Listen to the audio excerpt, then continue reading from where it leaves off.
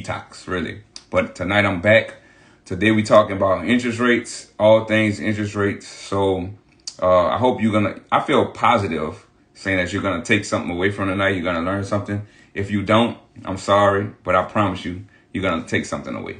All right, so before I start my little TED talk on interest rates, I just want to let you know I'm not an economist. That's not me. I'm just a little dude from New Orleans with a little bit of knowledge. And I'm about to give you some of that knowledge tonight. So don't hold me to the same standards as an economist, when it comes to these interest rates. So I got a whole little outline over here. I want to make sure I cover all the points in there because a lot of it is very important. But before we get into that, I just want to say tonight we're sponsored by Blanton's. You know what I mean? And if you know, this stuff is so hard to find. I'm so glad I came across it. It's really, really good, like extremely good. So if you ever come across a bottle, get your boy one. I'll pay you back because it's hard to find. So I'm going to take forever to drink this bottle. It's really good, like orgasmic good. You know what I'm saying? It's rolling. All right, so let me get started. So interest rates, right? So we have people of all different levels. So I don't want to underestimate or overestimate anybody. So I'm going to start from the very basic. Interest rates that's the amount a lender is going to charge a borrower is usually expressed as a percentage of the principal, the amount loan. And then it's the cost of debt to the borrower and it's the rate of return to the lender. We sipping on Blanton's. You must have just joined. We sipping on Blanton's, bruh. All right. So a borrower that's considered, high risk by a lender, they're going to be charged more than a borrower that's considered low risk, right? Pretty typical. What's up, Cal? Pretty typical. They want to compensate for the risk, right? So that's interest rates.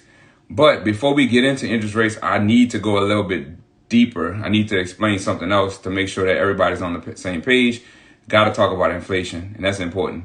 Inflation at the very basic level is just the increase in the cost of goods and services, period. So, when I was a kid, gas was 99 cents. It ain't 99 cents no more. You know what I mean? That's inflation. The cost of goods and services go up over time. So the Federal Reserve Bank, also known as the Fed, you hear people talk about the Fed. That's the Federal Reserve Bank. Their job is to help with the nation's U.S., the nation's monetary policy. One way they do that is, by trying to maintain inflation. All right. So they meet 7 to 8 times a year. It's roughly every 6-7 weeks, something like that. And the crazy thing is they're not even federal. Did you know that? The Federal Reserve Bank is not even a government agency. So crazy. But people think they're a government, but they're not. It's quasi-government. It's actually owned by, I don't want to get on my conspiracy stuff. Just know that the Federal Reserve ain't even federal. Yeah, just know that. And let me show you something else real quick. I just learned how to share my screen. So I'm about to share my screen with y'all. If y'all interested in going deeper into that rabbit hole about the Federal Reserve, highly recommend this book. It's going to talk about everything about the Federal Reserve, like how it got started, why it got started. It's crazy. It's going to open up your eyes. You're going to be like, what? Like, it's not even federal. It's owned by a family? So you're telling me, I ain't going to go down that hole. Just know, if you want to learn more about the Federal Reserve, read this book. And I'm going to keep it real with you. It's like 600 pages. So it's going to take you a while to get through it. But it's very, very good to read and to get that knowledge. I'm telling you, some of the stuff is just like we indoctrinated with a lot of stuff. Some of that shit, like, we just not independent thinkers. We just take what they give us. You know what I'm saying? We don't ask no questions, no thought-provoking questions. But anyway, I'm going to get off of my little rant right quick and get back to the Fed. So basically, let me see if I can close this. Stop sharing. There we go. So the Fed tries to keep inflation around 2%. That's their goal, like their target level, keep it around 2%. But as you know, right now, it's ridiculous. It's like 8.2%. It's somewhere up there and a little over 8%. So what that means is the cost of goods and services are going up every year about 8%. So something you could buy today for $1 is going to cost $1.08 next year. That's what that means. So just imagine over time, it's not sustainable. We can't stay at 8%. That's why they try to go at 2%. That's their target. And it's basically due to the reason it's so high right now is basically because of extended periods of cheap money. So basically, whenever money is cheap, there's more in circulation, right? So let me show you. It's supply and demand. So let me show you this graphic real quick. Inflation.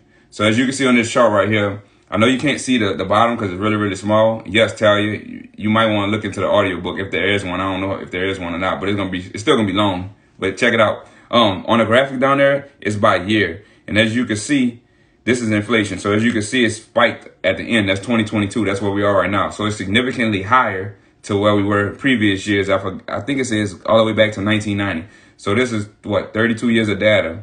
So we're significantly high, you know, when it comes to inflation, right? So that's where the Fed comes into play. So their goal is to help maintain this so that way prices and goods and services isn't too expensive and gets, you know, carried away. So let me talk about whenever, oops, almost ended the live. Whenever you hear, stop sharing. Whenever you hear like the Fed's raise interest rates, does anybody even know what that means? If you do, post it in the chat. I'm just curious, because this is what a teacher comes. This is when I'm about to start teaching you something. Because I'm pretty sure you see on the news, newspaper articles, whatever, you hear the Fed's raise interest rates. I want to explain exactly what that means, so that way you understand going forward. All right, so nobody posted. So here's what it means. There's something called the federal funds rate.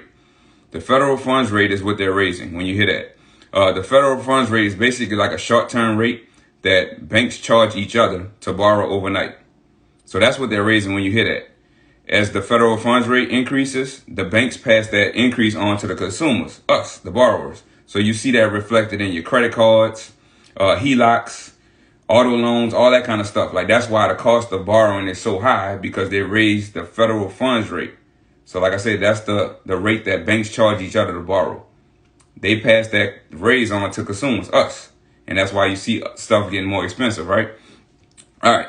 So this is the Fed. This is their fourth consecutive, it's 75 basis point increase. So 4 straight increases of 75 basis points. Basis points, essentially, if it's 75 basis points, that means 0.75. If it was 100 basis points, that'd be 1%. All right, so that's what that means. So fourth consecutive 75 basis point increase. So that's why the cost of everything is significantly higher, because they keep on raising the rates. So right now, and they don't give like specific amounts. So they have a range, a target range. So right now it's 3.75 to 4%. That's what the federal funds rate range is right now that banks charge each other to borrow. And it's expected to increase again in December by 0.5%. So rates ain't coming down right now, y'all. Let me show you something. So let me show you this chart. As you can see here, this is a federal funds target rate since July of 2006. Obviously, all the way to the right is current, where we are now. It says, what, 3.88? So what I want to focus your attention on, if you look at 2020 to 2022, you can see right there was damn near zero. It was so low. They had so much money in circulation because it was so cheap to borrow. That's why so many people were out there buying cars, buying houses. You know, yeah, correct, Torian. He said it right. They're tightening the money supply by raising the rates. Because what they want to do is they want to raise rates so that way they're shrinking the amount of money in circulation.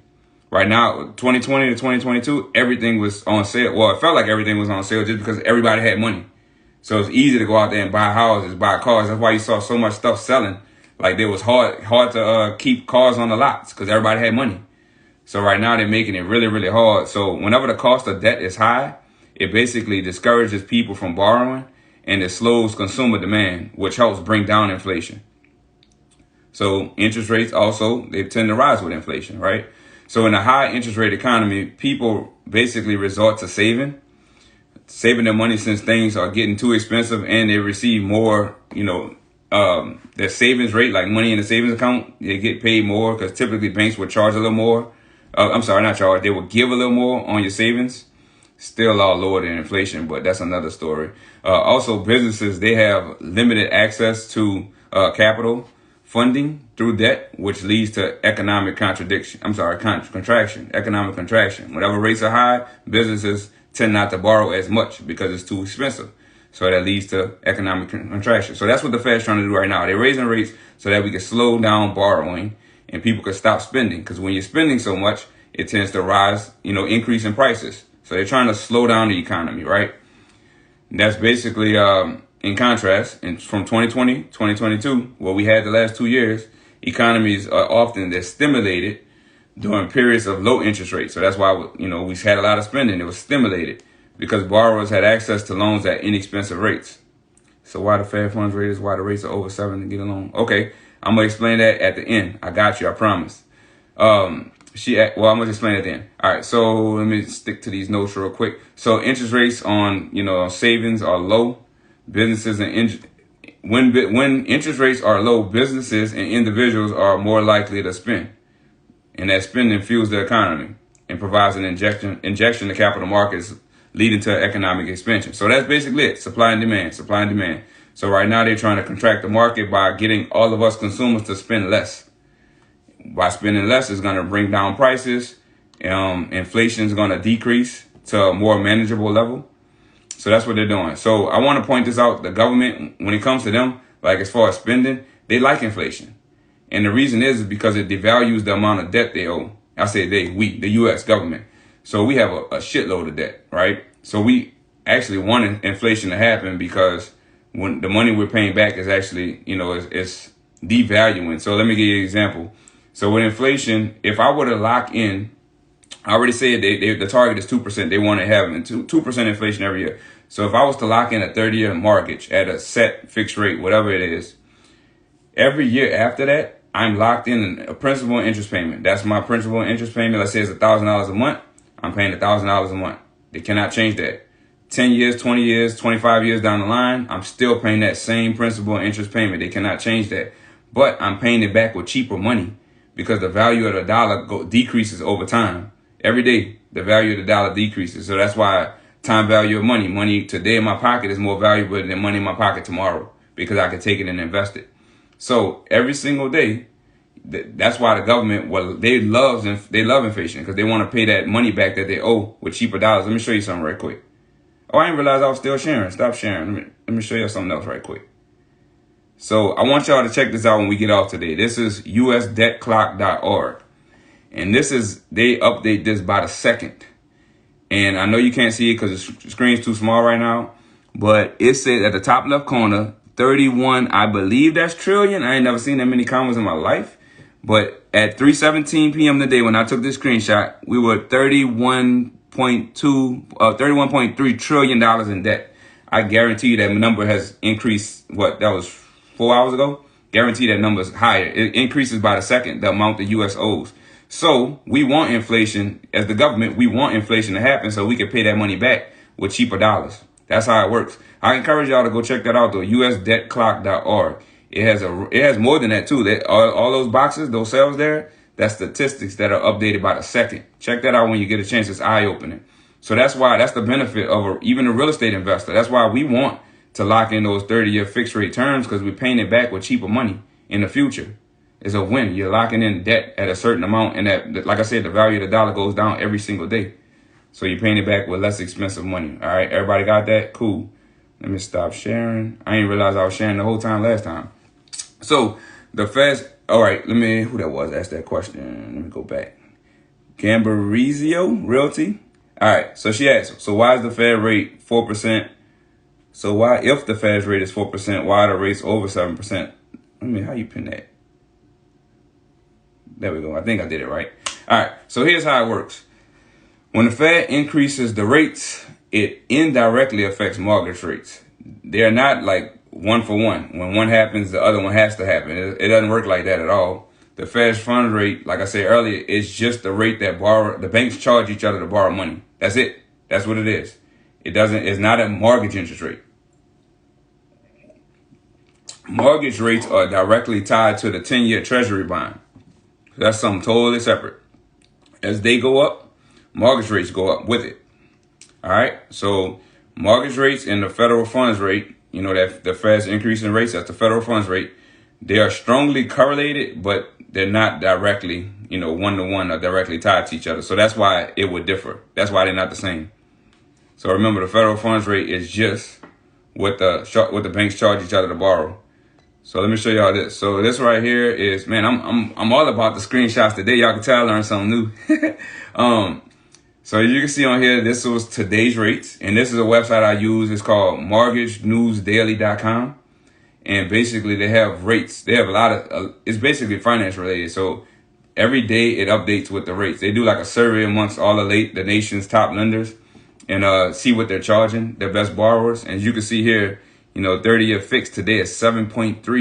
7.3. That's crazy. Not saying you can't get anything lower, but on average, it's 7.3% for the best borrower. That's crazy. But people buy and sell every day. I can tell you that. But what I will tell you, with the raising the rates, the way it's been happening, it has been affecting the housing market. I'm pretty sure you've seen the demand for housing has significantly decreased. But like I said, people still buying. It's just basically with the raising the rates is pricing buyers out of the market. For example, like I had a client, she's been waiting for a while now. She just hit me up last weekend saying she wanted to, finally get pre-approved and start getting a house together. She got pre-approved. And then once she started getting estimates on what that monthly payment would do, or would be like with the current 7 point whatever interest rate, she didn't feel comfortable with that payment. So she decided she's going to wait a little longer and wait till rates come down. Like, I don't have a crystal ball, so I don't know if rates going to come down. I'm pretty sure they will. It's not sustainable what we have right now, honestly. So I'm pretty sure it's going to come down. When? I don't know. Maybe sometime at the end of next year. I don't think we're going to decrease anytime soon, though. But I would say, like, when people are interested in buying, if the numbers make sense, do it. You could always refinance later, or you could just continue to pay your landlord. It's up to you. Yeah, I'm not a big fan. I am a landlord, so I like those rental payments, but you got to consider, like, you have no control. I'm sure your rent gonna go up. That the landlord gonna raise your rent. You ain't getting no equity. So, it's just a personal decision, case by case basis that you have to decide. But people buy and selling every day. Period. You just got to run the numbers, make sure it makes sense. The payments make sense. And don't overbuy. Like, just a lot of people like to buy these big old houses for what? If you don't need it, don't do that. So anyway, any other questions? What's up, Jahan? Ashanti? Joanna, happy belated, Joanna. What's up, Aaron? Assumption loan. Steve, C asked me about assumption. So you could do, that's a good point. Yeah, we talked about that today. Good site to run numbers. If you're talking about investment properties, I use investzen.com. But assumption loan. So today we talked about it at our office meeting. So in this current market, what I would do what I'm telling my clients, or let's put it like this. If I had a seller that wants to put their house on the market, I'm going to find out what kind of loan they have on their property. Because if they have a government-backed loan, so FHA, VA, USDA, then the buyer can assume that loan at their current terms. So if the current market is 7 point whatever percent, and a seller has a current loan that's in the 4s, 3s, whatever. Oh, speaking of, last year at this time, the rates were in the low 3s, low to mid 3s. Crazy how fast that go. But let me take this off. But if I got a seller, stop sharing, who has a loan that's in the 3, 4s, even 5s, like, I want to assume that loan because I'm going to get those terms and not have to get a rate at 7. You know what I'm saying? It just makes sense. So that's a marketing feature from a seller's perspective. And if they have a VA loan, a VA person coming in, if they have a VA loan, the seller has a VA loan, the buyer doesn't even have to be a vet to get that loan. They just have to apply through the servicer to get approved through the servicer, and they can, take over that existing loan. So that's one of the things I'm teaching my prospective buyers, and one of the things I'm looking into for my listings that I have coming up, because that's an added feature. That's just a way to market the property. So it's something to consider. If you're an investor, that's an amazing thing to consider. So just keep that in mind. What's up, Aaron? What's up, Lateria and Ed? I see y'all. But yeah, that's something to keep in mind. Interesting. What you talking about, Jahan? The loan assumptions? That loan assumption, that's going to be key in this market. Yeah. Also, lenders are getting creative because they know you got to think about it. This real estate market, real estate economy in general, like realtors, if it affects so many people, real estate sales affects so many people in the process. You got realtors, title company people, inspectors, appraisers, home warranty people. It's so many people there's so many people that's affected in the thing, right? So they're going to come up with ways. I'm not worried at all. They're going to come up with strategies. Like I know a lot of lenders right now, they're preaching what's called a 2-1 buy down, where a seller would essentially pay for the buyer to get a loan, and the buyer's loan would be 2% less than whatever today's market rate is for a year, and then 1% for an additional year. And then that third year is when the normal rate would kick in. But by that time, rates are going to be lower probably, and you could just refinance. So it's a lot of different strategies. I'm going to say that. A whole lot of strategies you could do when it comes to this finance stuff. It's all numbers.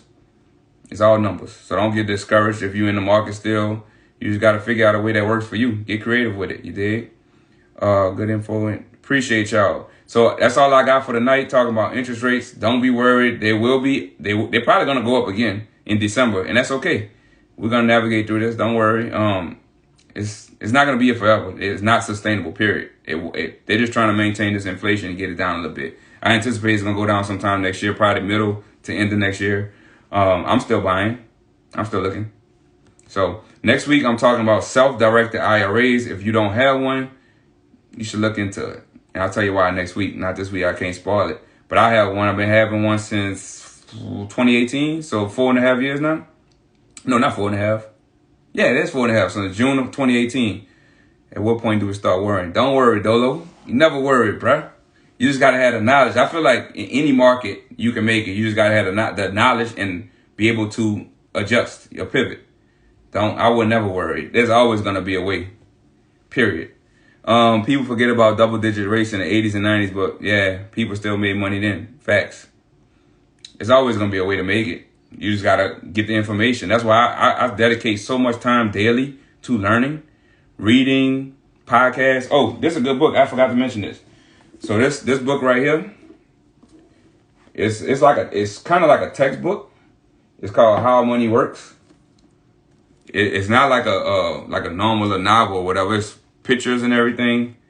Like it talks about, man, it's knowledge in this book. It'll take you a while to get through it, I ain't gonna lie. But they break everything down. The economy, how money works. Banks, IOUs, they break all this down. It'll take a while to get through, I ain't gonna lie, but it's good.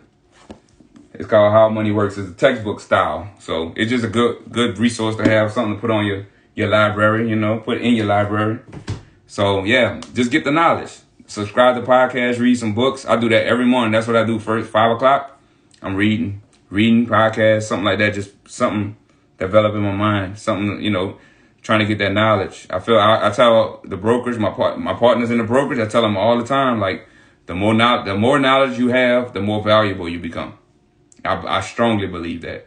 So get that knowledge. If you don't be afraid to pay for it either. Like people have courses and stuff, something you want to know, pay for it. Shorten that learning curve. I ain't got time to be figuring it out on my own when people already did it.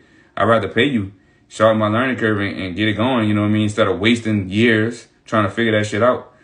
Thanks, always info from a different perspective. Thank you, bro. I appreciate your ad. And Dolo, look, next week's we talking self-directed IRAs. If you're getting tired of looking at your retirement accounts, looking at them in the red, you getting tired of that shit, it's bothering you, let's talk next week, self-directed IRAs. That's what I do. In addition, I still have my retirement accounts, investing in stocks and mutual funds, all that shit. But self-directed IRA allows you to have way more control. So we talk about that next week. If you don't have one, I advise you to look into it.